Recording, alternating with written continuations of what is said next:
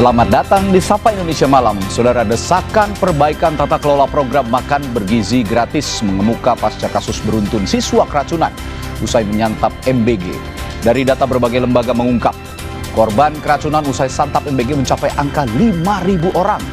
Lalu bagaimana memperbaiki tata kelola program makan bergizi gratis ini agar anak-anak tidak lagi menjadi korban? Sapa Indonesia Malam juga menyoroti upaya pembenahan institusi kepolisian. Presiden Prabowo Subianto bakal membentuk Komite Reformasi Polri yang diisi para tokoh. Salah satunya mantan Menko Polhukam Mahfud MD.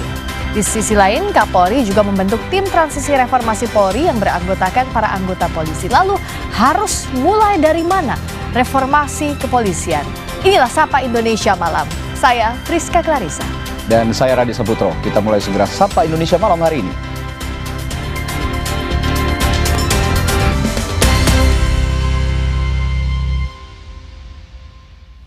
173 pelajar SMPN 1 Kragan di Rembang, Jawa Tengah keracunan usai mengonsumsi makan bergizi gratis atau MBG. Saat ini para siswa sedang mendapat perawatan di puskesmas. Sebagian besar siswa mengalami mual, muntah hingga diare. Dari 173 yang dirawat di puskesmas, 16 siswa harus dirawat inap sementara, lainnya dirawat jalan. Menurut orang tua murid, para siswa menyantap menu MBG pada hari Selasa kemarin, kemudian siswa mengeluh sakit pada malam harinya dan Rabu pagi saat di sekolah.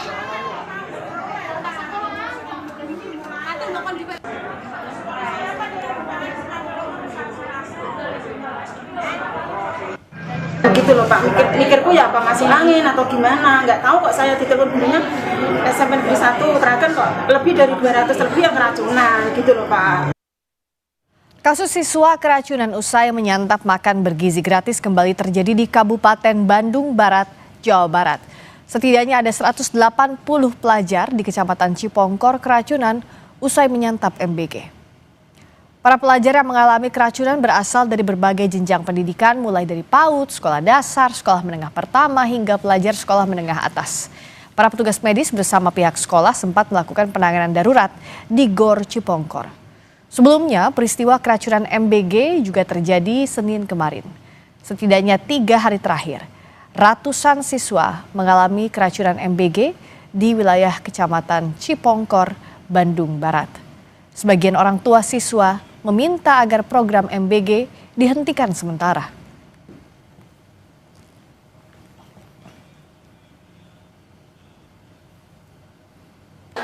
Kronologisnya dia pusing-pusing setelah memakan buah stroberi kalau nggak salah.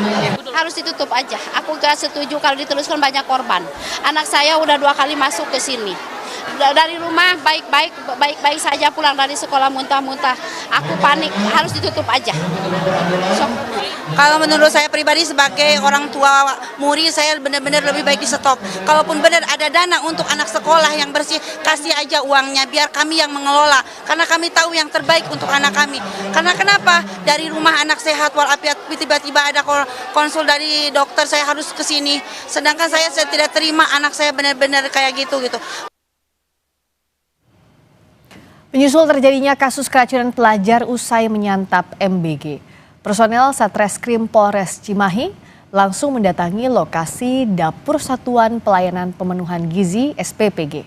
Aktivitas Dapur Satuan Pelayanan Pemenuhan Gizi (SPPG) Maju Jaya di Kampung Cariuk, Desa Neglasari, Kecamatan Cipongkor dihentikan sementara Rabu sore. Dapur ini menyediakan makan bergizi gratis untuk hampir 4.000 siswa.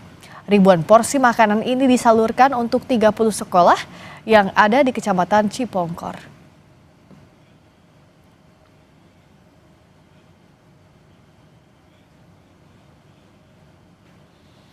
Kang, ini pas sebenarnya hari ini kan ada sempat keracunan. Itu kalau boleh tahu menunya apa nih Kang? Hari ini untuk hari ini? Untuk hari ini ya yang ada kasus ini ya pas di ayam geprek. Di ayam geprek. Di ayam geprek. Ya, padahal kita juga sudah 2 kali membuat menu ayam geprek. Di ayam geprek hari ini proses pengerjaannya dari jam 11 malam. Dari jam 11 malam tuh kita mulai dari nasinya. Kalau dari nasi kita mulai dari jam 11 malam. Terus kalau mulai apa kayak ya kayak persiapan, ya kan ada kayak timun, tomat gitu kan. Nah kalau itu memang kita dari jam 8-an. Jam 8 malam. Jam 8 malam. Dalam 3 hari terakhir, 2 kasus keracunan MBG terjadi di Kecamatan Cipongkor, Kabupaten Bandung Barat, Jawa Barat. Polisi menyatakan dapur penyedia MBG dalam 2 kasus ini berbeda, namun masih dalam satu yayasan. Polisi menyebut korban keracunan MBG di Cipongkor lebih dari 400 siswa. Bukan. Jadi ini kalau yang dapur yang kemarin itu dengan sekarang berbeda. Karena yang hari ini adalah dapur yang ada di Desa Neglasari, namun untuk yayasannya satu yayasan. Kalau yang kemarin itu 400 lebih itu yang 3 hari yang lalu. Kalau untuk yang hari ini memang kita kesulitan karena evakuasinya begitu hebat ya. Begitu datang, ini kejang-kejang langsung dievakuasi. Jadi nanti kita mohon waktu. Lalu bagaimana perkembangan terkini dari siswa keracunan usai santap makan bergizi gratis di Cipongkor, Kabupaten Bandung Barat, Jawa Barat? Kita perbaharui informasinya bersama Kapolsek Sindangkerta, Ibtu Solehudin. Selamat malam Pak Kapolsek. Selamat petang, Mas Ferdi. Ya. Sekarang perkembangannya bagaimana Pak Kapolsek di Cipongkor? Apa sudah ada jumlah pasti pelajar yang alami keracunan? Kalau sebelumnya kan ada 180 kabar, apakah ada perkembangan? Baik, kami sampaikan untuk perkembangan pada sore hari ini. Adapun untuk jumlah yang terdapat keracunan dari MBG itu sebanyak 297 Pak. 297, baik. Lokasi, di antaranya di posko Kecamatan Cipongkor sebanyak 48, kemudian di Gor Desa Garingeten sebanyak 61 orang, kemudian di Ponet Puskesmas Cipongkor itu 36 orang, di Puskesmas Citalem sebanyak 84 orang, kemudian di RSUD Cililin sebanyak 68. Iya. Sudah ada 297 ya Pak Kapolsek ya, saya klarifikasi lagi. Ya, nah, kondisinya mereka saat ini bagaimana Pak? Untuk sementara ini yang ada di wilayah posko di Cipongkor ini, sebagian ada yang sudah bisa pulang Pak. Oh, sudah ada yang bisa pulang, tapi ada juga yang masih dirawat ya Pak? Sudah ada yang bisa pulang ya. Sudah ada yang bisa pulang. Ya. Itu sesuai dengan rujukan dari dokter yang menangani.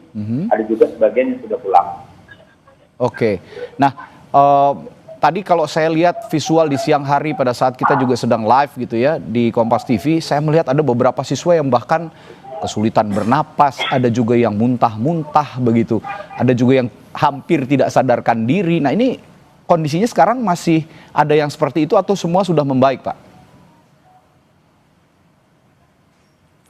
Alhamdulillah ya, karena berkat semua kita bekerja sama dengan para medis, semua sudah bisa teratasi dan sampai saat ini yang semula tadi disampaikan itu sekarang sudah semakin membaik, Pak Radi.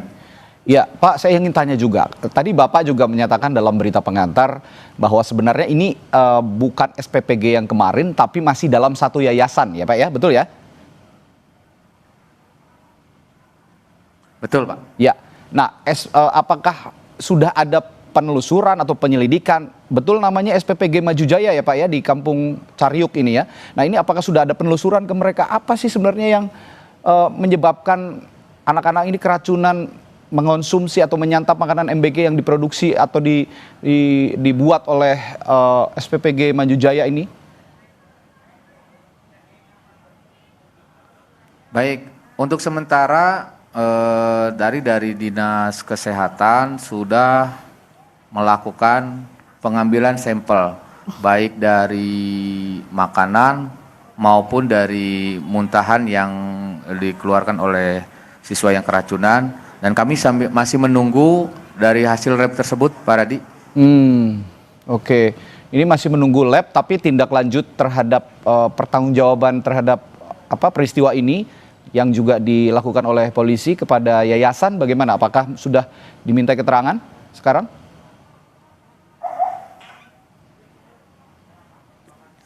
Baik, kalau untuk sementara ini karena memang kami masih berfokus kepada penanganan korban, untuk sementara mungkin nanti kami bisa berkoordinasi dengan satuan tingkat lebih atas untuk langkah-langkah lebih lanjut. Demikian, Pak Redi. Oke, dari Polres Cimahi ya, kalau begitu nanti yang akan menindaklanjutinya untuk sebagai bentuk pertanggungjawaban atas peristiwa ini begitu. Betul, Pak. Tapi apakah kegiatan di SPPG yang menyebabkan anak-anak keracunan ini sudah dihentikan sekarang, Pak? Untuk sementara hasil informasi yang didapat dari anggota kami di lapangan untuk SPPG yang hari ini terjadinya ini sepertinya sudah di sementara untuk penyelidikan kita stop dulu mungkin. Oke, iya. Dan nanti juga selanjutnya mungkin besok-besok polisi juga akan bersama-sama dengan dinas terkait atau satuan terkait untuk juga menelusuri, Pak, SPPG lain agar peristiwa serupa tidak terjadi lagi di kemudian hari di KBB. Baik, tentunya kami akan berkoordinasi dengan pemerintah daerah setempat untuk melakukan kemungkinan investigasi apa yang pada hari ini terjadi. Kemudian langkah-langkah lebih lanjut mungkin nanti akan disampaikan kembali oleh pimpinan-pimpinan kami yang nanti setelah ditentukan apa langkah-langkah lebih lanjutnya. Oke, saat ini masih dirumuskan begitu ya untuk langkah selanjutnya, terutama juga untuk pencegahan agar peristiwa serupa tidak terjadi lagi. Betul. Baik, terima kasih Kapolsek Sindangkerta, Ibtu Solehudin telah berbagi informasinya di Sapa Indonesia Malam. Selamat malam, Mbak. Saudara, sementara itu 47 dari 411 siswa yang keracunan menu MBG sejak Senin kemarin masih menjalani rawat inap. Sejumlah pasien ditangani di berbagai fasilitas kesehatan, mulai dari Posko Kecamatan Cipongkor, RSUD Cililin, RSIA Anugrah, Klinik Permata Hati. Polda Jawa Barat bersama Dinas Kesehatan sudah mengumpulkan sampel makanan untuk diteliti di laboratorium untuk melacak sumber keracunan. Untuk sekarang ya seperti biasa, ada mual muntah seperti itu, terus pusing, ada yang kejang, juga ada yang sesak napas. Kalau misalkan yang diperbolehkan pulang dengan kondisi sudah stabil seperti itu, jadi tensi darah sudah normal, udah nggak ada sesak, boleh dipulangkan seperti itu. Tapi kebanyakan juga kalau misalkan udah pulang dari rumah sakit, ada yang balik lagi karena kan gejalanya timbul lagi. Kasus keracunan makan bergizi gratis di Kabupaten Bandung Barat ditetapkan sebagai kejadian luar biasa. Gubernur Jawa Barat Deddy Mulyadi mengatakan perlu ada evaluasi, terutama soal waktu pelaksanaan memasak dan pembagian paket makan bergizi gratis. Itu basi. Karena apa? Karena masaknya itu malam, kemudian didistribusikan dan dimakannya oleh siswa itu sangat siang hari. Jadi waktunya sudah terlalu lama antara dimasak dan dimakan. Dan itu harus menjadi bahan evaluasi. Saya meminta untuk mereka yang menjadi penyelenggara, pemegang dapur-dapurnya itu harus menyesuaikan dengan jam makannya anak jam berapa. Kalau bisa sih agak mepet ke pagi agar nasi dan makanannya disajikan masih dalam keadaan fresh. Merespons sejumlah kasus keracunan program makan bergizi gratis, beberapa orang tua di SDN Kebon Manggis 01 Jakarta Timur beri beberapa usulan. Opsi mengganti makanan dengan uang tunai muncul sebagai usulan untuk mencegah adanya keracunan. Menurut orang tua, mereka lebih paham menu yang disukai anak. Ada juga usulan membentuk komite orang tua murid sebagai pengawas kualitas makanan sebelum dibagikan ke anak-anak. Sementara usulan lainnya minta dapur penyedia MBG dievaluasi secara berkala.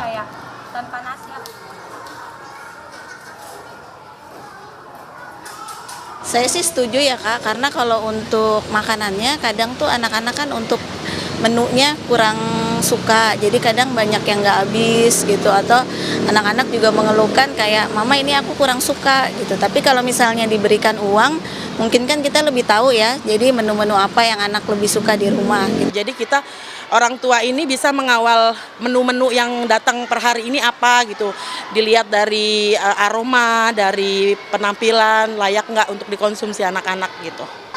Kalau saya sih sepakat MBG tetap diteruskan, asal evaluasi dapur gitu setiap 1 bulan sekali atau beberapa sekali. Jadi secara berkala evaluasi dapur itu harus ada gitu. Jadi untuk meminimalisir keracunan massal seperti berita yang kemarin gitu.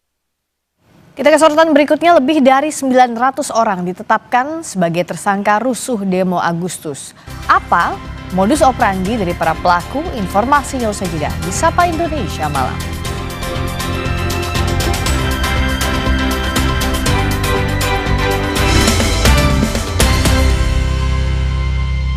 Masih di Sapa Indonesia Malam, Gubernur Kalimantan Barat Rian Norsan akan memanggil koordinator MBG di Kalimantan Barat terkait puluhan siswa keracunan makan bergizi gratis di Ketapang. Sebanyak 20 siswa SDN 12 Benua Kayong, Kabupaten Ketapang, alami gejala keracunan usai menyantap menu program makan bergizi gratis.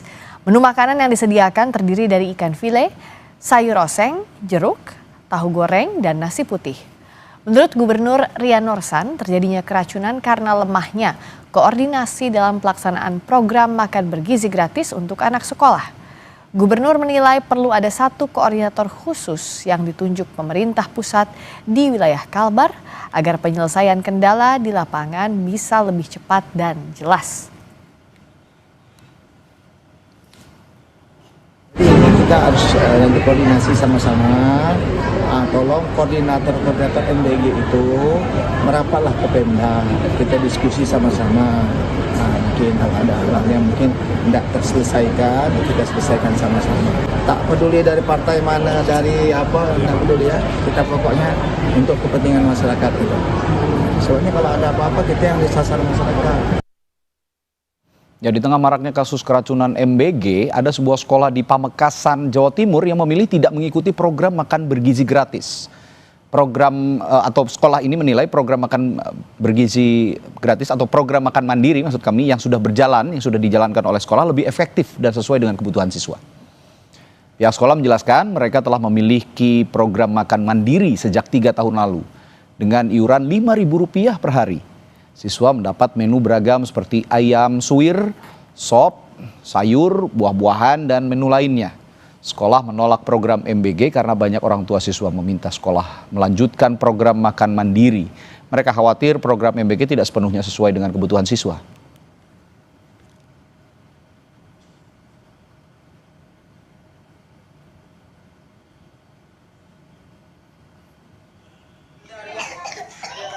Makan bersama seperti ini dengan menu setiap hari berubah-ubah. Jadi sudah kita share setiap awal bulan kepada wali murid makanan atau menu selama 1 bulan ke depan begitu. Untuk biayanya berapa kali makan per siswa? Per anak 5.000. Kalau MBG Untuk di sini atas saran dari wali murid dan kesepakatan juga dengan wali murid kita tidak ambil. Alasannya karena takutnya tidak sesuai dengan tidak sesuai dengan menu yang ada yang anak-anak suka gitu. Tapi bukan menolak programnya Pak ya?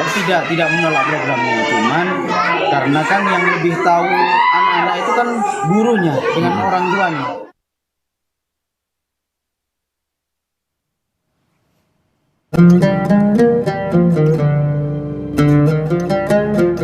Allahu Akbar, Allahu Akbar, Allahu Akbar,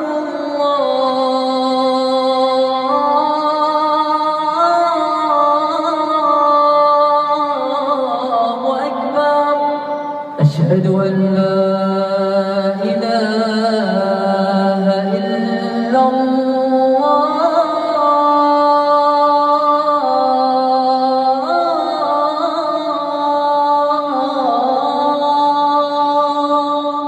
أشهد أن لا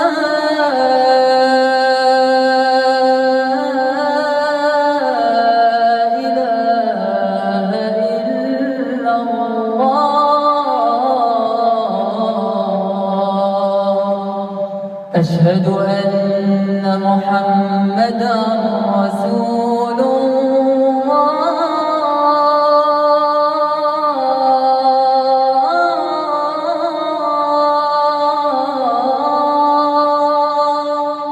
أشهد أن محمدا رسول الله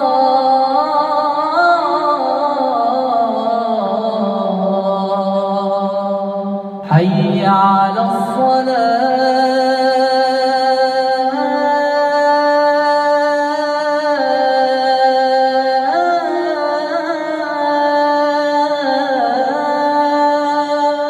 حي على الصلاة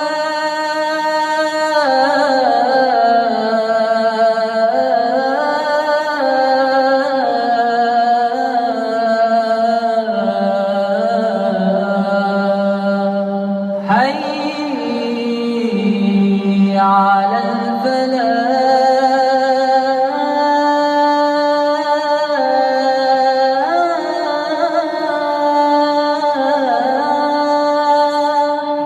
حي على الفلاح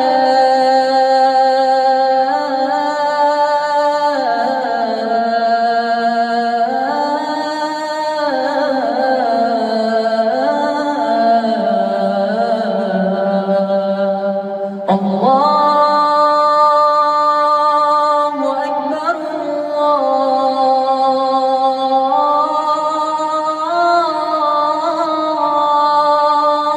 الله أكبر لا إله إلا الله.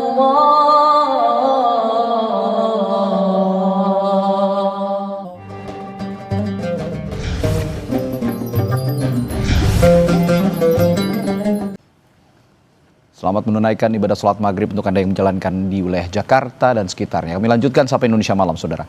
Menanggapi tragedi keracunan massal MBG, pakar hukum pidana Jamin Ginting menilai para penyalur makanan dan pihak yang memasok bahan makanan bisa dijerat pidana.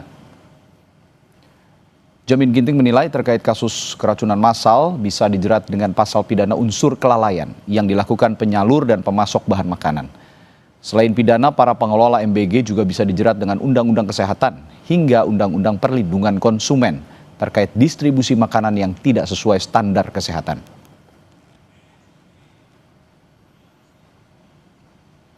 Ada beberapa ketentuan pidana yang bisa diterapkan baik kepada penyalur makanan tersebut yang menyediakan makanan atau pihak-pihak yang memberikan masukan terkait dengan bahan-bahan makanan tersebut. Pasal-pasal pemidanaan itu terkait dengan pasal 359 contohnya, yaitu kelalaian yang mengakibatkan matinya orang lain, dan juga bisa dengan pasal 360 kelalaian mengakibatkan luka berat. Ada juga Undang-Undang Kesehatan nomor 30 tahun 2009 pasal 190 yang mengatakan bahwa orang yang mengedarkan makanan yang tidak mempunyai standar pengedaran makanan yang benar juga dapat dipidana maksimum 10 tahun. Selain itu juga ada Undang-Undang Perlindungan Konsumen ya yang tahun 899 di mana para orang yang mendistribusikan makanan yang tidak sesuai dengan standar kesehatan maka juga dapat dipidana melakukan suatu perbuatan pidana.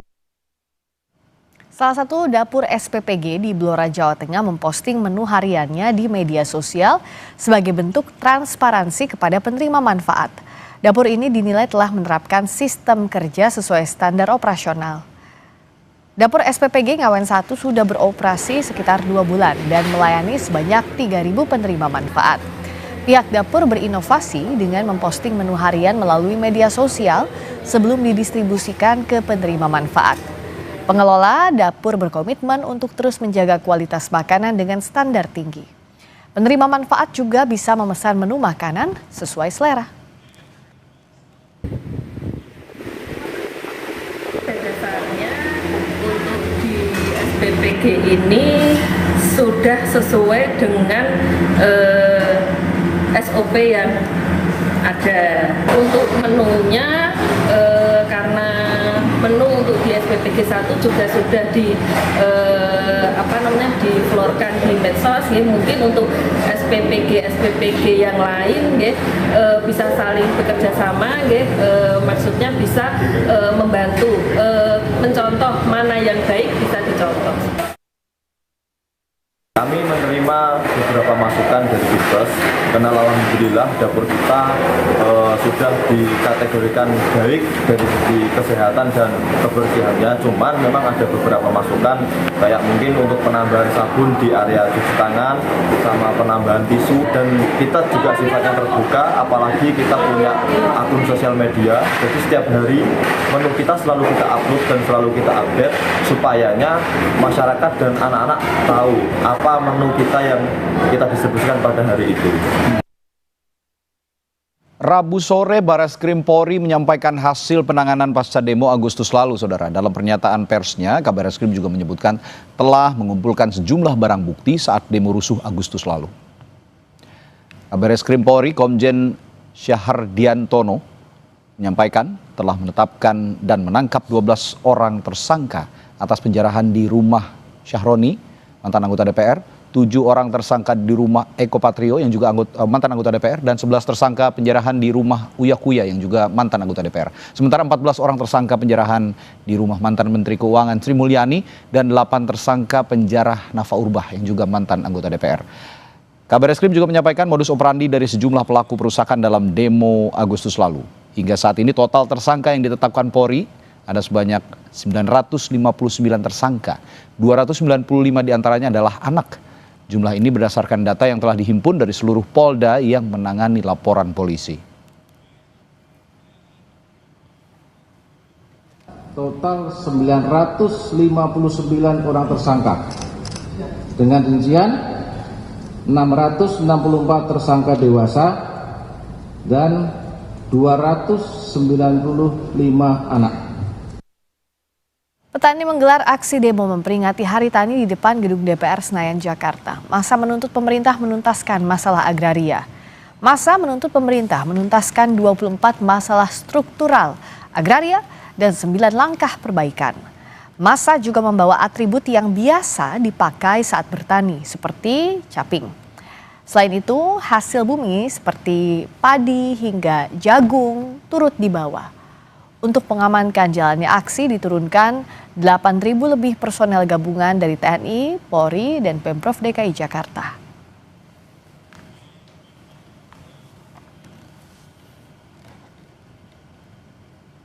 Pimpinan DPR beserta sejumlah menteri menerima perwakilan Konsorsium Pembaruan Agraria dan sejumlah organisasi petani di ruang rapat Komisi 13 DPR Rabu siang. Menteri yang hadir diantaranya Menteri Kehutanan Raja Juli Antoni dan Menteri Pariwisata Widianti Putri Wardana. Dalam audiensi mereka mendesak DPR dan pemerintah segera menjalankan reforma agraria dan membentuk Badan Pelaksana Reforma Agraria. Bapak Ibu sekalian, terima kasih kepada pimpinan DPR, Bapak. Jadi kami meminta memang perlu ada kepemimpinan langsung dari Presiden, Badan Pelaksana Reforma Agraria yang langsung dipimpin dan bertanggung jawab langsung kepada Presiden untuk melaporkan kerja-kerja terkait reforma agraria. Presiden Prabowo dengan tegas menyuarakan kepada dunia untuk tidak diam saja melihat ketidakadilan yang dirasakan rakyat Gaza. Informasinya sesaat lagi disampaikan di Sapa Indonesia Malam. Tetaplah bersama kami.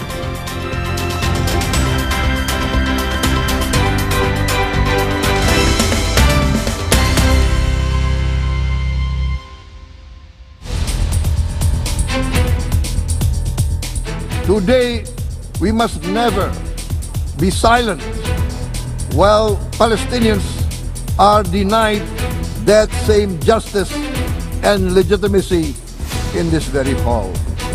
We must reject this doctrine. The United Nations exist to reject this doctrine. We must stand for all, the strong and the weak. As everyone knows, I have also been deeply engaged in seeking a ceasefire in Gaza. Have to get that done. Have to get it done. Unfortunately, Hamas has repeatedly rejected reasonable offers to make peace. We can't forget October 7th, can we? Fidèle à l'engagement historique de mon pays au Proche-Orient, pour la paix entre le peuple israélien et le peuple palestinien, je déclare que la France reconnaît aujourd'hui l'État de Palestine.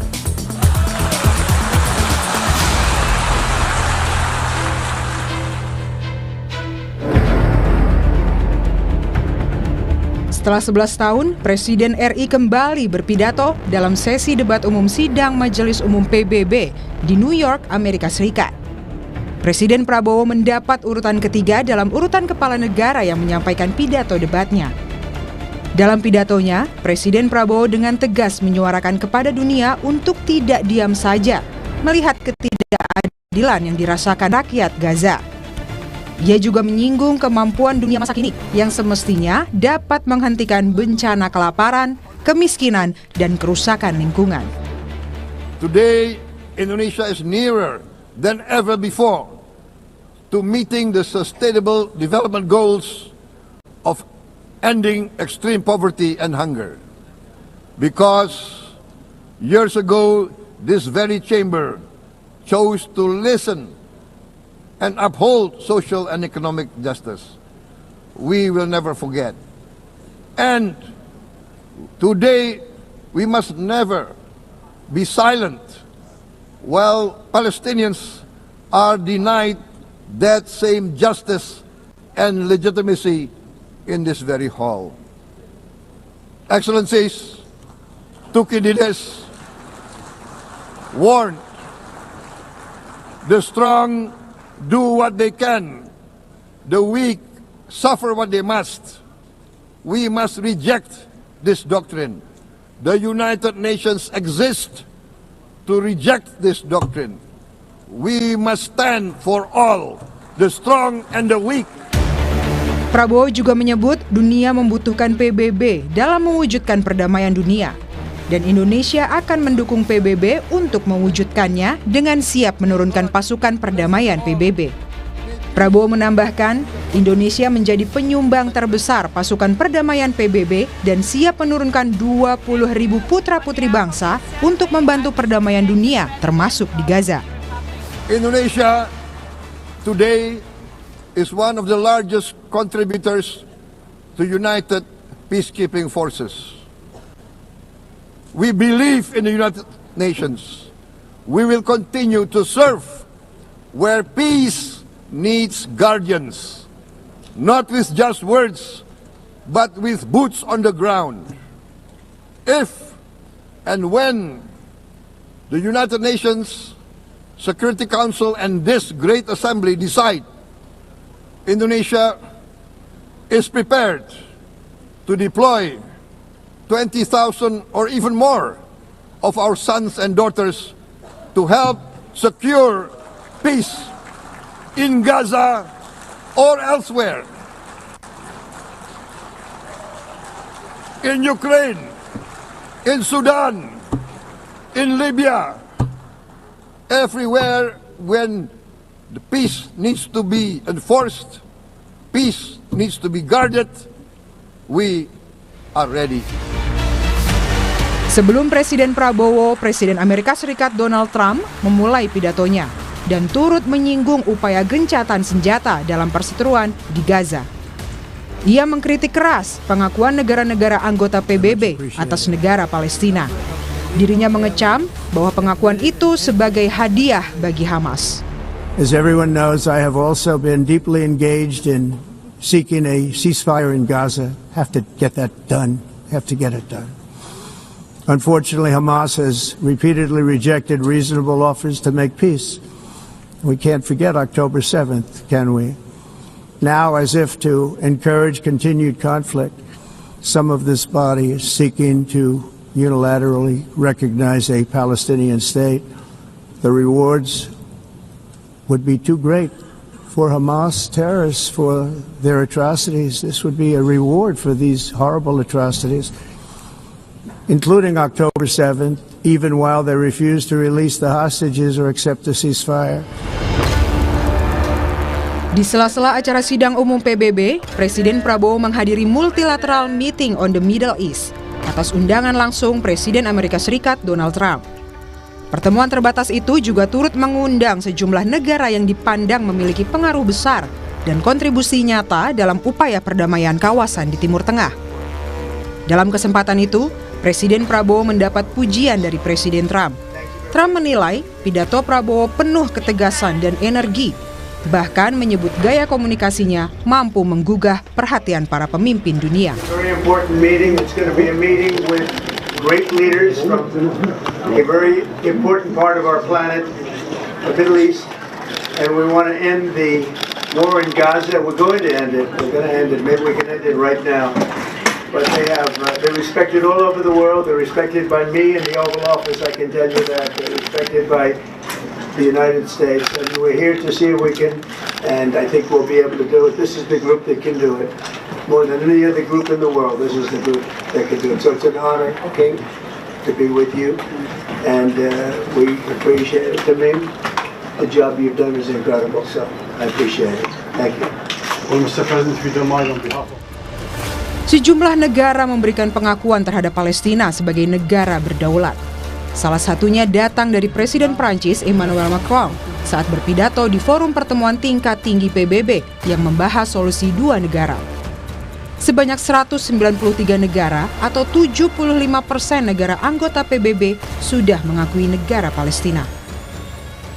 Vivant côte à côte, en paix et en sécurité. Le temps est venu. C'est pourquoi, fidèle à l'engagement historique de mon pays au Proche-Orient, pour la paix entre le peuple israélien et le peuple palestinien, je déclare que la France reconnaît aujourd'hui l'État de Palestine. Hingga kini, Israel terus melancarkan serangan ke Gaza dan wilayah Palestina lainnya. Data otoritas kesehatan Gaza mengungkap, hingga pekan kemarin, jumlah korban tewas di Gaza telah mencapai angka lebih dari 65.000 jiwa. Sementara warga yang terluka hampir mencapai angka 167.000 orang. Kini bangsa Palestina menanti dunia bertindak nyata untuk melanjutkan pengakuan itu menjadi bermanfaat. Tim Liputan, Kompas TV. Saudara, selama 1 pekan, ratusan siswa jadi korban keracunan pasca menyantap makan bergizi gratis. Evaluasi tata kelola MBG marak disuarakan pasca banyaknya korban yang berjatuhan. Kami hadirkan ulasan dan perbincangannya setelah jeda di Sapa Indonesia Malam.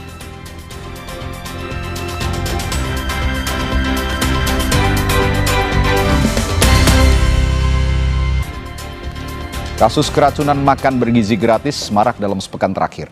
Desakan perbaikan tata kelola MBG menguat. Semua ini demi anak-anak penerus masa depan bangsa.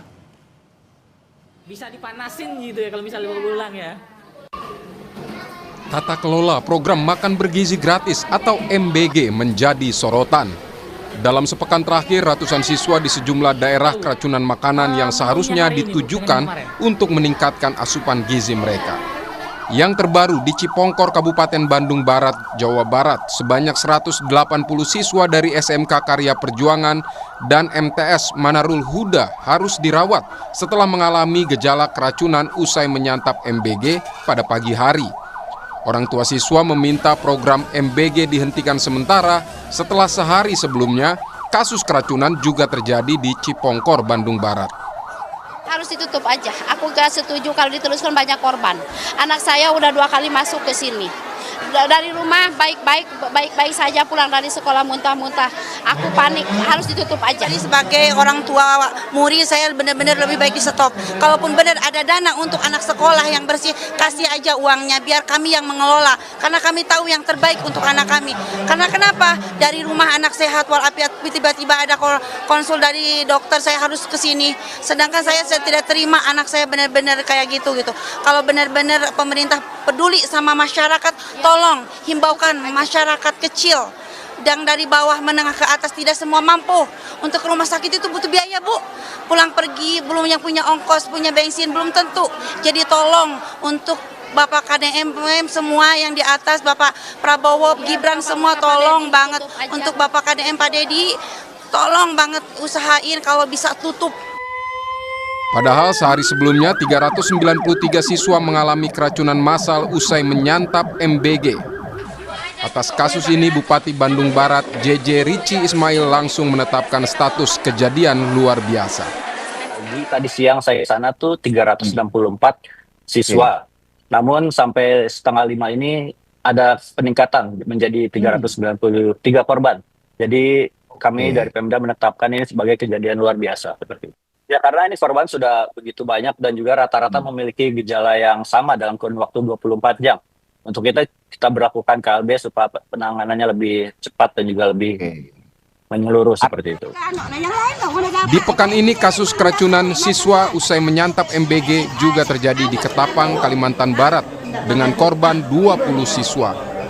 Dan pekan lalu sebanyak 150 siswa juga keracunan di Garut, Jawa Barat. Polisi pun memeriksa sebanyak 19 orang. Sejumlah lembaga mencatat jumlah korban keracunan usai menyantap MBG. Kementerian Kesehatan dari data yang diungkap Kepala Staf Kepresidenan Muhammad Kodari mencatat ada 5.207 korban keracunan per 16 September 2025. Badan Gizi Nasional menyebut terdapat 4.711 korban keracunan sejak program MBG dimulai hingga 22 September 2025. Sementara data yang dihimpun Jaringan Pemantau Pendidikan Indonesia ada 6.452 korban per 21 September 2025. Merespons banyaknya kasus keracunan MBG, Ketua DPR Puan Maharani meminta pemerintah melakukan evaluasi total tata kelola program MBG. Puan pun bakal mengecek langsung kondisi dapur-dapur MBG. Nanti tentu saja kami akan melakukan pengawasan tempat-tempat yang mana ada masalah di tempat dapur-dapur MBG untuk melihat secara langsung itu sebenarnya masalahnya itu seperti apa, apakah di dapurnya, apakah di sekolahnya, untuk bisa melihat dari hulunya itu sebenarnya masalahnya seperti apa. Jadi memang evaluasinya itu harus dilakukan secara total. Jadi Indonesia Corruption Watch atau ICW menilai tata kelola program MBG buruk dan minim pengawasan. Memang tujuan program tersebut baik, namun pemerintah harus memastikan perbaikan tata kelola, akuntabilitas dan orientasinya harus benar-benar kepada siswa dan sekolah, bukan berorientasi proyek yang menguntungkan segelintir orang. Dengan adanya terbukti tata kelola yang buruk, minimnya akuntabilitas, dan berulang kali merugikan warga, dalam kondisi seperti ini, pemerintah harus segera menghentikan pelaksanaan MBG agar tidak terus menimbulkan kerugian lebih besar bagi masyarakat. Setelah dihentikan, diperlukan evaluasi total yang melibatkan publik, terutama siswa, guru, orang tua, dan kelompok masyarakat.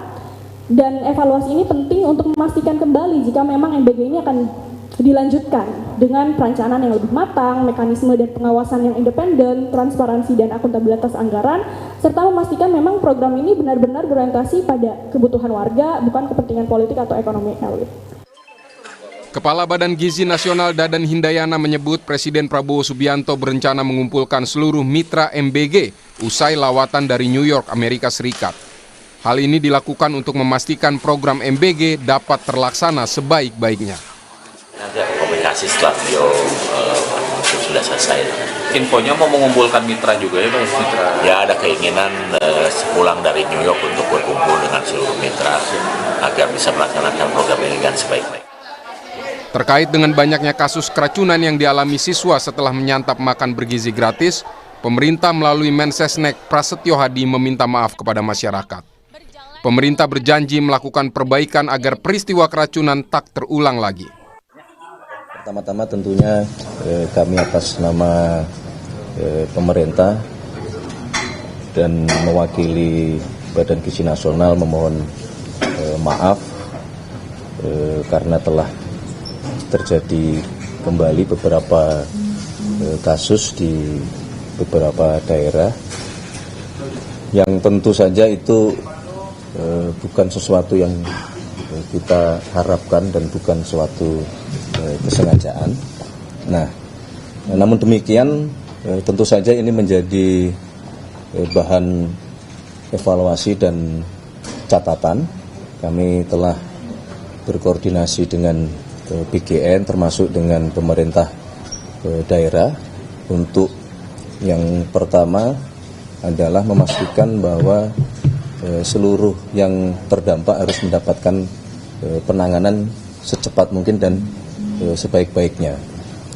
Yang kedua tentu harus dilakukan upaya evaluasi termasuk mitigasi, perbaikan supaya masalah-masalah seperti ini tidak terulang kembali.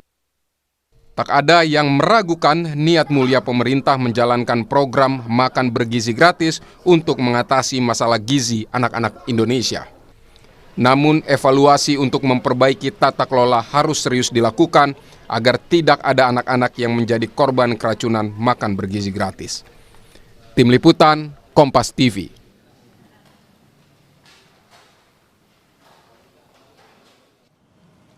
Saudara, setelah kasus keracunan di sejumlah daerah usai menyantap makan bergizi gratis, muncul desakan memperbaiki tata kelola program MBG.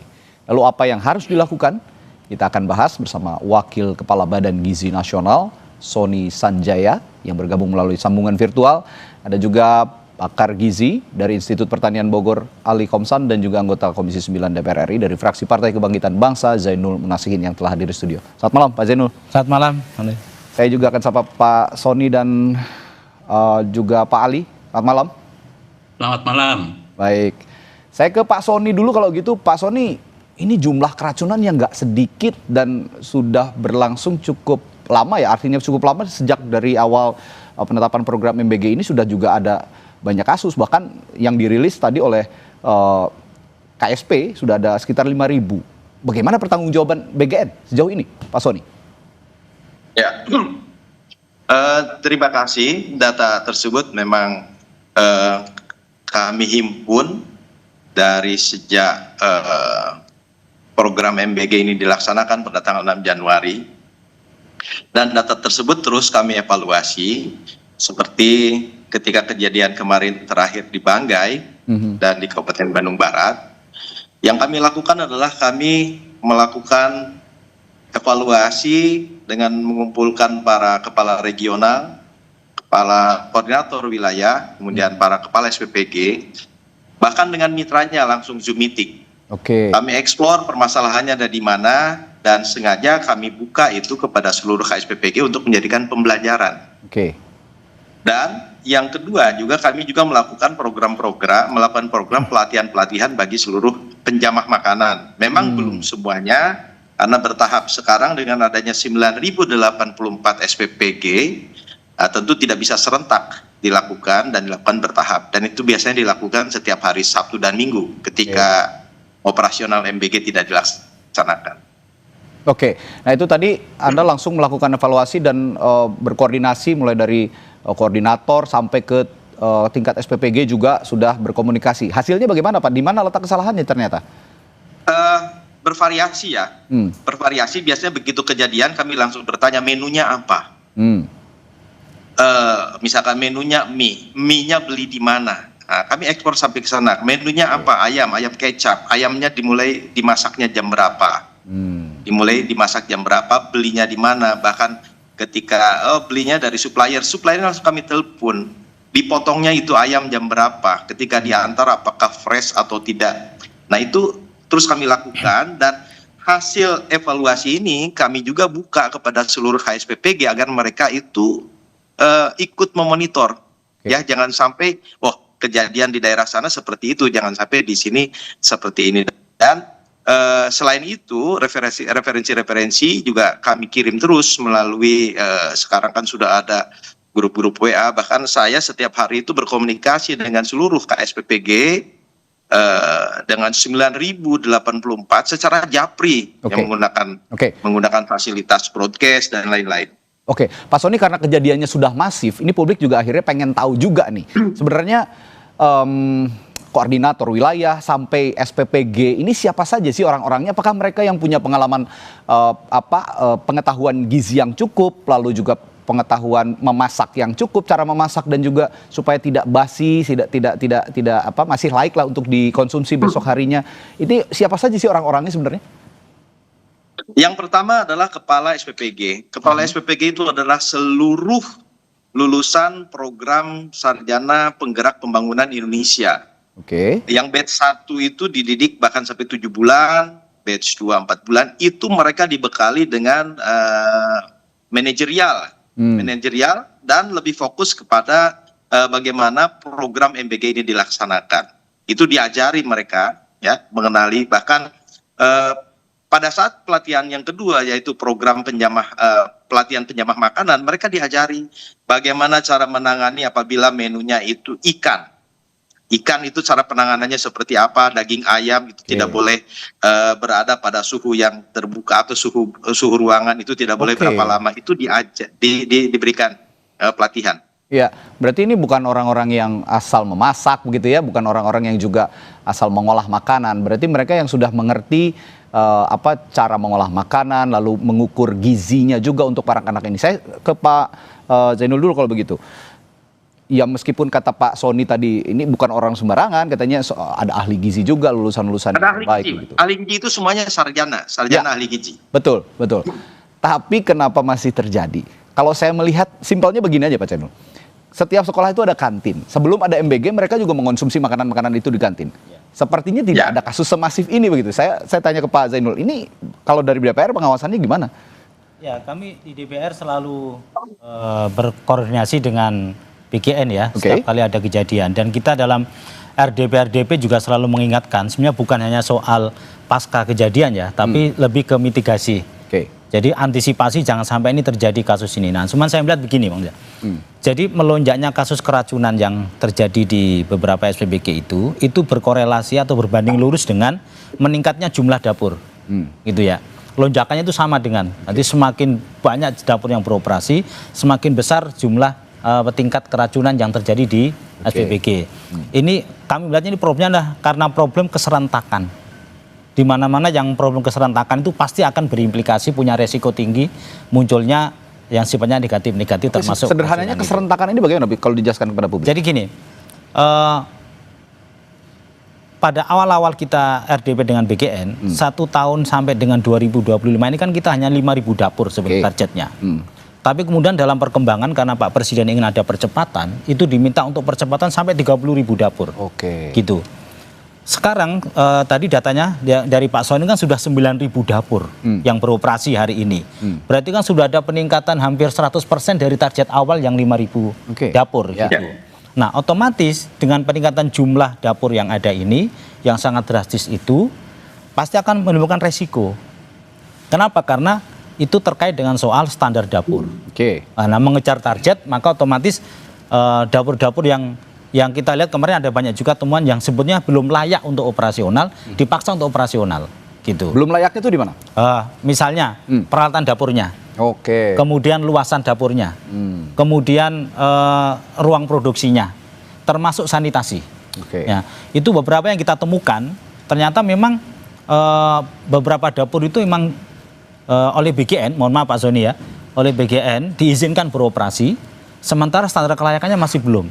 BGN berdalih bahwa karena kita ingin ada percepatan, maka ini disempurnakan sambil jalan gitu. Ini berarti keserentakan dan ketergesa-gesaan kalau saya melihat itu. Saya melihat ada nuansa seperti itu.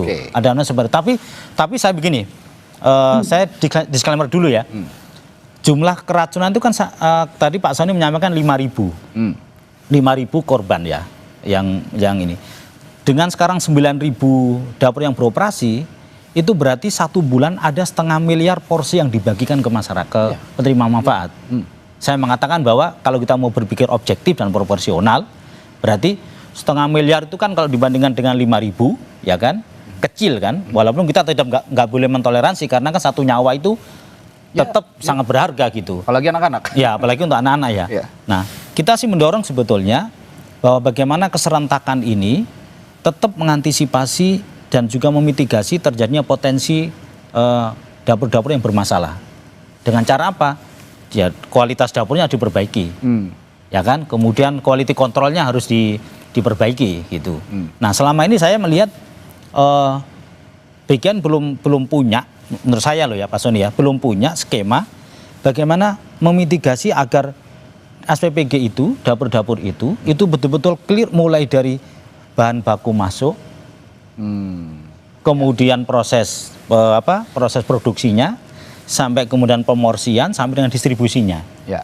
Nah, alur ini yang menurut kami protap di masing-masing dapur ini itu yang di beberapa dapur perlu dijaga konsistensi dan juga kualitasnya. Gitu. Oke, ini saya bukannya mendukung bahwa program MBG ini ditiadakan, tidak sama sekali, karena saya dukung sepenuhnya program ini sangat positif, Pak. Ya. Karena di tempat-tempat lain, SPPG lain juga terbukti ada juga yang sukses lah melaksanakan program ini. Banyak. Mulai dari yang Anda singgung tadi, dapur yang bersih, higienis, sampai penyampaian pengonsumsi makanannya yang juga layak makan gitu. Nah, ini juga perlu disoroti. Saya apresiasi juga untuk SPPG yang bisa menerapkan standar mutu untuk MBG ini. Tapi saya akan ke Pak Ali dulu. Pak Ali, tadi saya menyinggung soal siapa saja orang-orang yang berada di balik MBG ini, terutama yang mengolah makanan segala macam. Ternyata kalau kata Pak Sony tadi kan semuanya ini orang-orang yang mengerti begitu untuk mengolah makanan dan mengukur standar gizinya. Tapi mengapa masih terjadi begini kalau kata Pak Sony? Kalau saya satirnya sih kok kalah sama pengelola kantin gitu loh, yang sehari-hari juga memasak tapi tidak ada tuh yang keracunan. Gimana nih Pak Ali? Ya, kita melihat selain ribuan SPPG yang sekarang berfungsi seperti disampaikan Pak Zainul tadi, tetapi jangan lupa bahwa SPPG itu juga mendapat tugas untuk menyediakan 3.000 porsi setiap hari. Itu jumlah yang sangat luar biasa ketika beberapa SPPG mungkin belum pernah mempunyai pengalaman menghasilkan jumlah 3.000 porsi, tiba-tiba harus mendapat tugas 3.000 porsi. Saya kira Kepala BGN sendiri pernah mengatakan bahwa SPPG itu masaknya harus bertahap. Dikasih dulu 150 porsi, 500 porsi. Kalau sudah establis, sudah mapan, dan tidak ada gangguan keamanan pangan, maka ditingkatkan terus, ya, sehingga mereka itu berlatih dulu lah. Kalau tadi sudah dikatakan ada pelatihan KSPPG kalau dilatih aspek keamanan pangan, maka apakah dia mempunyai kemampuan untuk mendeliver aspek keamanan pangan itu pada sekian puluh pemasak yang ada di tiap SPPG. Di tiap SPPG itu ada lebih kurang 40 orang yang bertugas, termasuk pemasak, pemorsian, ya, yang jumlahnya puluhan. Dan itu mereka itu sebenarnya perlu untuk mendapatkan pelatihan sebagai penjamah makan, bukan hanya kepala SPPG-nya. Meskipun tadi sudah disampaikan oleh Pak Sony, ini dilakukan secara bertahap. Tetapi penjamah itu adalah orang yang paling dekat dengan makanan. Dan itu sebenarnya perlu dilatih dulu. Kalau kita melihat catering, kalau mereka mau mendapatkan kontrak, itu harus ada sertifikat bahwa dia memang layak sebagai catering yang baik. Kalau dia tidak mendapatkan sertifikat, dia nggak akan dapat kontrak dari manapun untuk mendapatkan pesanan makanan. Nah, oleh karena itu sangat penting di sini selain aspek-aspek teknis. Misalnya aspek teknis itu apa? Kalau ada fasilitas cold storage, hot storage, itu juga harus diperhatikan. Di SPPG. Ya, sepakat. Karena masak itu kan dari pagi dini hari loh. Dimulai jam 3 subuh atau jam 2 subuh, kemudian baru distribusikan sekitar jam 10 pagi. Itu masa tunggunya relatif lama. Dan angkot atau angkutan yang dipakai itu kan angkutan biasa, tidak mempunyai sistem pendinginan dan seterusnya. Tapi paling enggak di SPPG-nya itu tersedia hot storage atau fasilitas cold storage. Sehingga masakan yang disiapkan sejak dini hari itu bisa aman ketika dikonsumsi di sekolah jam 11 atau jam 12 siang.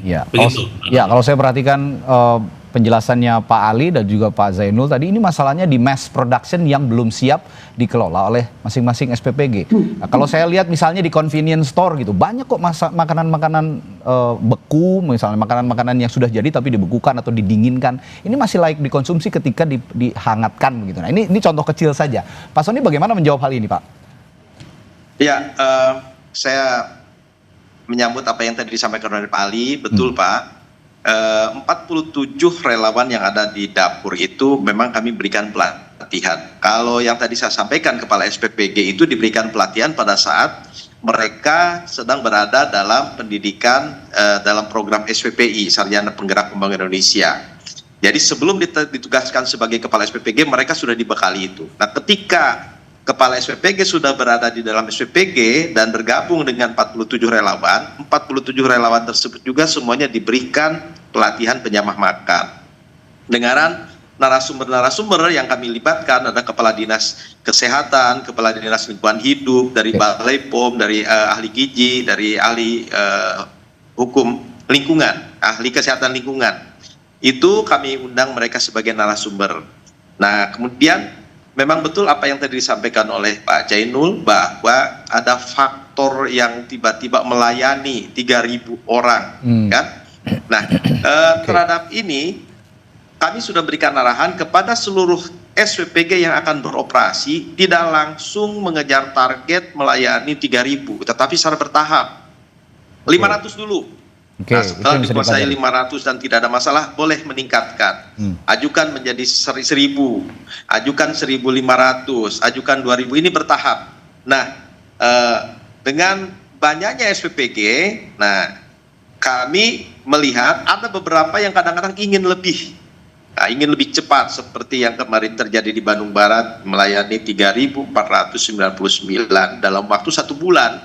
Maka kemudian kami tegur, kami berikan sanksi kepada SPPG-nya termasuk dengan mitranya. Karena pengontrolan ini tidak hanya pengontrolan pelaksanaan di lapangan, tidak hanya kami bebankan kepada kepala SPPG, tapi mitra juga bertanggung jawab. Karena program ini kan tidak bisa dikendalikan sendirian oleh karier, yaitu kepala SPPG, tetapi juga mitra. Karena mitra kan tanggung jawab mengadakan 47 orang itu ada pada mitra.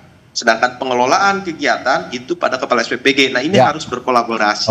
Jadi tidak bisa berjalan sendiri gitu. Iya, untuk SPPG seperti tadi yang Anda contohkan Pak Sony di Kabupaten Bandung Barat ini sepertinya tidak cukup hanya untuk ditegur sih Pak. Lebih kepada sanksi. Tugaskan Pak.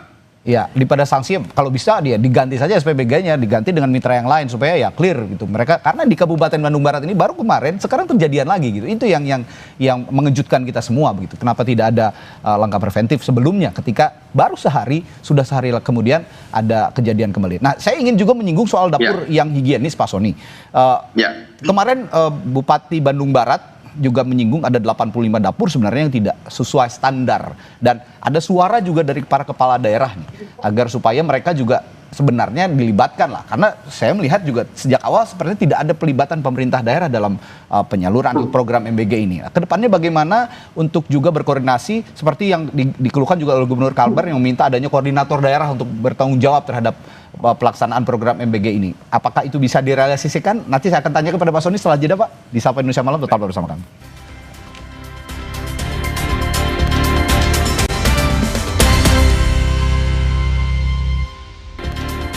Masih di Sapa Indonesia Malam bersama saya Friska Clarissa. Tewasnya seorang wisatawan asal Australia pada bulan Mei 2025 lalu yang ditemukan di kolam renang sebuah villa di Kerobokan Badung, Bali menyisakan misteri. Keluarga korban di Australia menyebutkan bahwa jenazah korban bernama Byron James Domshed dikembalikan tanpa organ jantung dari RSUP Prof. Ngurah, Denpasar. Melalui kuasa hukum, pihak keluarga menyebut korban diotopsi ulang di salah satu rumah sakit di Queensland, Australia, dan diketahui organ jantungnya sudah tidak ada di dalam tubuh korban.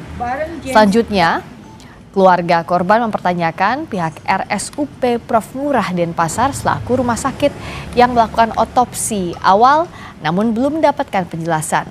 Setelah berkoordinasi, selanjutnya organ jantung diterbangkan ke Australia 11 Agustus 2025 atau sekitar 2 bulan setelah jenazah dipulangkan.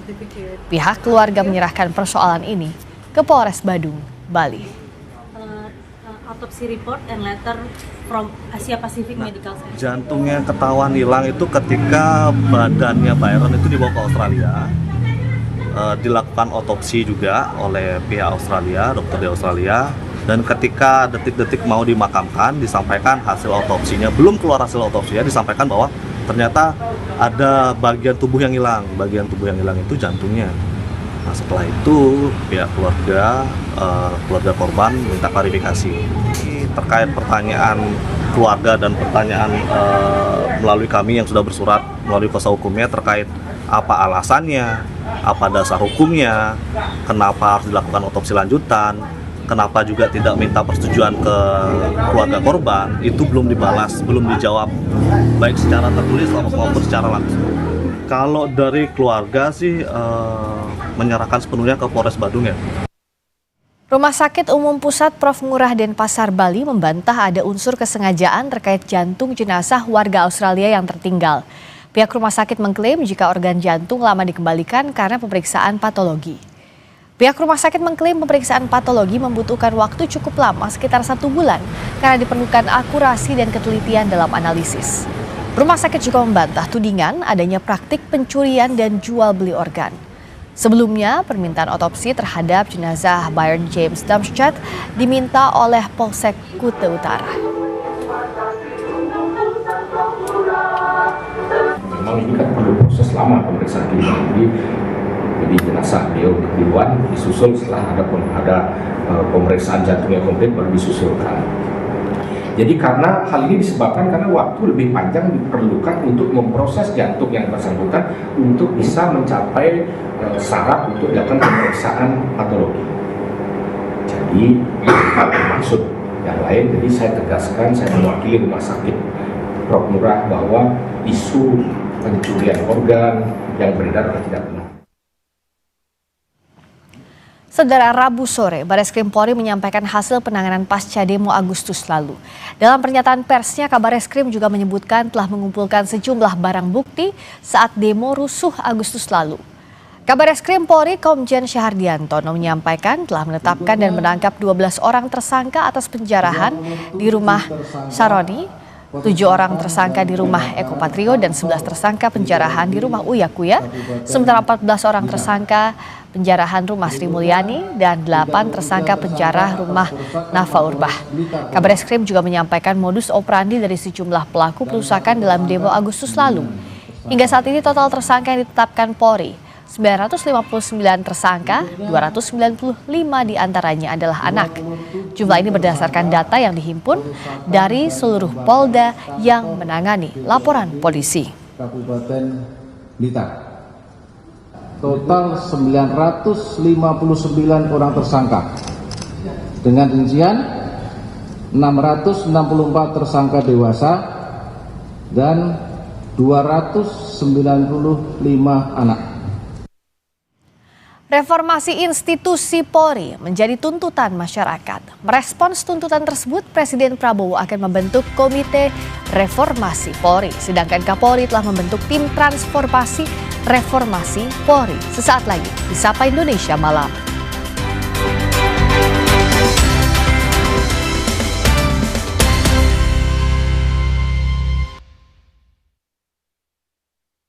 Reformasi Polri menjadi salah satu tuntutan yang diusung dalam aksi demo akhir Agustus lalu. Merespon tuntutan publik, Kapolri telah membentuk Tim Transformasi Reformasi Polri yang beranggotakan perwira tinggi dan menengah Polri. Di sisi lain, Presiden Prabowo Subianto akan segera mengumumkan Komite Reformasi Polri. Menteri Sekretaris Negara Prasetyo Hadi menyatakan, Komite Reformasi Polri berbeda dengan tim bentukan Kapolri. Prasetyo mengungkap, tim Komite Reformasi Polri yang akan diumumkan Presiden beranggotakan 9 orang. Di antaranya ada nama mantan Menko Polhukam Mahfud MD dan juga beberapa nama mantan Kapolri.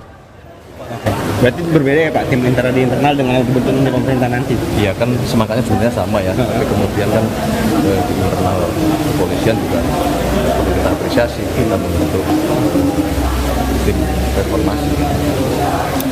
Mas, kabarnya juga Pak Mahfud udah setuju untuk bergabung? Insya Allah. Ya. Insya Allah. Kabarnya ada beberapa nama. Tapi isinya berapa orang sih Mas? Ya. Mungkin kurang lebih ya sekitar 9. Mantan Menko Polhukam Mahfud MD bilang telah menerima tawaran untuk bergabung dalam Komite Reformasi Polri yang dibentuk Presiden Prabowo. Nah, disitulah kami diskusi banyak, tetapi yang ingin saya pastikan dari diskusi yang panjang itu, saya hanya menyampaikan konfirmasi satu hal, bahwa saya menyetujui seluruh rencana Pak Prabowo untuk reformasi, dan saya bisa ikut membantu dalam tim reformasi Polri saja. Sebelumnya, Kapolri Jenderal Listio Sigit Prabowo telah mengumumkan pembentukan Tim Transformasi Reformasi Polri. Kapolri menegaskan pembentukan tim ini sebagai bentuk komitmen Polri untuk melakukan perbaikan institusi, meningkatkan transparansi, dan memenuhi harapan masyarakat. harapan dibentuknya Komisi Reformasi Kepolisian, tentunya Polri juga mempersiapkan tim internal di dalam untuk kemudian melakukan evaluasi terhadap seluruh program yang sudah kita laksanakan, sehingga kemudian pada saatnya nanti masukan-masukan perbaikan yang diberikan pada kita segera bisa kita tindak-lanjuti. Dengan adanya dua lembaga yang mengawal reformasi Polri, akankah Polri bisa semakin cepat berbenah, memperbaiki diri, sehingga menjadi lembaga yang lebih melayani dan melindungi masyarakat?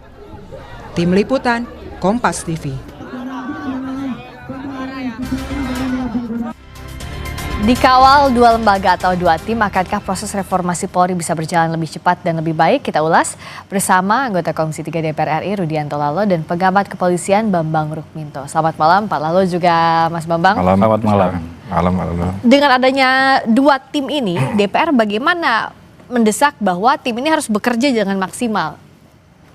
Yang pertama tentu pembentukan tim transformasi reformasi Polri yang dibentuk oleh Pak Kapolri. Ya. Saya kira itu kita harus tanggapi sebagai respon cepat untuk menerjemahkan apa yang menjadi keinginan publik, keinginan Bapak Presiden yang ingin membentuk Komite Reformasi Polri yang sampai hari ini memang belum dikeluar kepresnya siapa-siapa nanti yang duduk di Komite Reformasi Polri.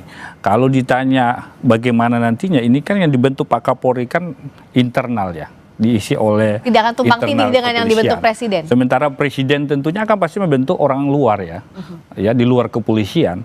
Tentu kalau ini kemudian duduk bersama, itu kan bagus, ya kan? Ada dua internal dan eksternal duduk bersama kemudian merumuskan ide-ide gagasan apa yang kemudian lahir untuk perbaikan Polri ke depan, kan itu. Ya. Apa yang perlu diperbaiki Polri, tim inilah yang akan bekerja bersama saya kira. Karena kalau hanya sekedar Komite Reformasi dibentuk Presiden, tentu pasti akan berkoordinasi dengan internal kepolisian. Sehingga ketika kemudian sudah ada bentukan Pak Kapolri, ini akan sinergi nantinya, kolaborasi untuk merumuskan gagasan apa untuk memperbaiki Polri. Kalau Mas Bambang lihatnya dua struktur ini ya, yang dibentuk internal Polri, yang dibentuk Presiden, apakah akan bisa saling melengkapi atau semestinya digabung dalam satu tim? Harusnya bisa saling melengkapi ya. Tadi saya barusan dari Mabes Polri mengikuti rapat dengar pendapat ya, kawan-kawan dari beberapa kawan-kawan dari luar, saya dan banyaklah tokoh-tokoh, Mas Prof. Hermawan Sulistyo, Prof. Basuki, Reksobowo, banyak tadi, ada sekitar 32 tokoh yang membahas yang ini hadir, khusus Mas? membahas ini juga, membahas tim. Tadi nomenklaturnya sudah berubah ya. Apa itu? Menjadi tim akselerasi transformasi Polri. Tim akselerasi transformasi Polri. Ya, jadi bukan tim transformasi reformasi Polri. Ya, kemarin kan jadi dengan diksi atau nomenklatur itu kan jadi bingung ini reformasi atau transformasi seperti itu. Tapi tadi sudah berubah. Artinya langkah-langkah strategis sudah dilakukan oleh Polri untuk mendengarkan apa masukan-masukan dari masyarakat. Itu harapannya sih memang ada percepatan terkait dengan upaya membangun Polri yang profesional seperti itu. Memang publik tentunya skeptis apakah karena ini diisi oleh kawan-kawan Polri sendiri 52 orang kan. Ya. Ini jangan-jangan ini hanya sekedar gimmick saja untuk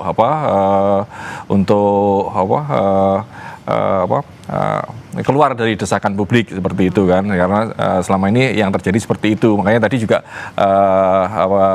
terungkap juga karena ketua timnya adalah Prof. Krisnanda, Kalemdikpol.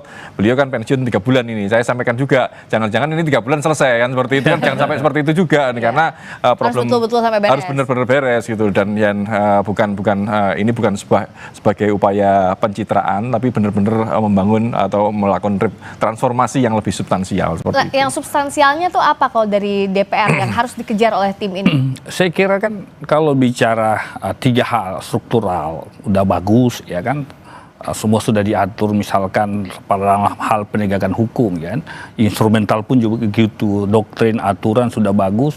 Cuma memang yang problem hari ini yang banyak didiskusikan publik hanya kultur ya, ya kultur ya, ini budaya yang terjadi di lingkungan Polri misalkan. Yang dalam dialog sebelumnya juga kita bahas itu ya. Kita bahas itu. Kultural. Nah ini yang harus dibenahi saya kira. Kalau informasi dari Polri sendiri bahwa pengaduan yang banyak datang dari masyarakat itu adalah di kesatuan Serse, ya, Serse kriminal umum yang banyak aduan masuk di Polri. Berarti kan yang banyak harus dibenahi di situ di kesatuan Serse-nya. Berarti kan bicara penegakan hukum. Berarti ada celah-celah mungkin. Ya ini juga ke depan kita harus selesaikan hukum acara kita sebagai pedoman hukum material kita, sebagai itu yang menuntun APH dalam menegakkan hukum. Jangan sampai aturan-aturan yang misalkan hari ini KUHAP kita tidak ada kepastiannya soal limitasi waktu, kapan penyelidikan, kapan penyidikannya, kapan tersangka berakhir dan sebagainya. Itu kan membuka ruang-ruang celah ya untuk penyalahgunaan kewenangan, penyalahgunaan kekuasaan. Sehingga itu yang dikeluhkan oleh masyarakat kita hari ini. Nah ini yang menurut saya fokusnya. Karena kalau bicara kepolisian, dari Babin Kamtipmas, ujung tombak Polri di tingkat desa kelurahan, itu sangat respon masyarakat luar biasa Pak Bambang. Luar biasa. Orang senang polisi yang bertugas di level desa, kelurahan, tapi itu ujung tombak Polri. Itu yang jadi tetapi bila mana di satuan tertentu, ini kan satuan tertentu banyak kesatuan ya. Lalu lintas misalkan, dulu banyak aduan soal lalu lintas, tapi hari ini dengan digital, semua bisa dipantau oleh masyarakat. Nah, tapi Serse ini penegakan hukum berarti. Ya penegakan hukum mungkin koreksi ya. Nanti kasus viral baru diusut misalkan, ya kan? No viral, no justice. Itu kan keluhan-keluhan masyarakat hari ini. Dan itulah menurut saya fokus tim reformasi untuk membenahi sektor-sektor yang mana banyak aduan laporan masyarakat. Gitu. Nah, apakah ini yang tadi dibahas, aduan laporan masyarakat soal penegakan hukum yang jadi prioritas? Benar, salah satu yang dibahas tadi Mas Suyan dan kawan-kawan ya terkait dengan penegakan hukum itu, karena polisi ini kan ujung tombak dari national security system sama criminal justice system kan, seperti itu. Artinya dan yang menjadi keluhan-keluhan yang selama ini terjadi memang di penegakan hukum gitu loh, kasus-kasus yang no viral no justice dan yang lain-lainnya itu kan seringkali menjadi sorotan masyarakat. Bahkan tadi Pak Wakapolri Komjen Dedi juga menyampaikan secara terbuka terkait dengan assessment yang dilakukan oleh Polri sendiri bahwa ternyata dari sekian jumlah berapa 5.000 lebih dari Polsek, Kapolsek misalnya, terus kemudian Kapolres itu 60% unperformant itu. Kemudian bahkan 80% Dirkrim, saya tadi sempat kurang mendengar ya, SUS atau itu 80% tuh unperformant. Artinya kan ada sesuatu yang problem di kepolisian gitu loh. Memang dan itulah yang harus dibenahi. Nah, dari mana dibenahinya dan apa kritik yang harus segera dijawab, tapi usai jeda di Sapa Indonesia Malam.